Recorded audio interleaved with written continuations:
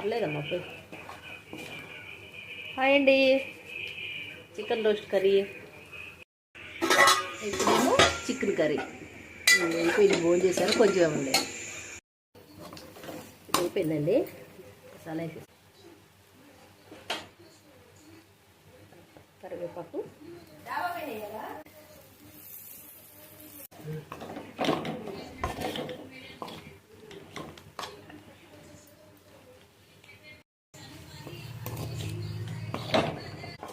ఇది అయిపోయిందండి. కట్టేసుకున్నాం. ఇప్పుడు గిన్నెలో తీసేసుకున్నాం. ఇదిగోండి tasty tasty chicken roast recipe వీడియోలో ఉంది, చూడండి. ఆల్రెడీ నేను పెట్టే ఉంచాను ఎప్పుడో చేసి. నచ్చితే కనుక లైక్ చేయండి, షేర్ చేయండి, సబ్స్క్రైబ్ చేయండి. బాయ్.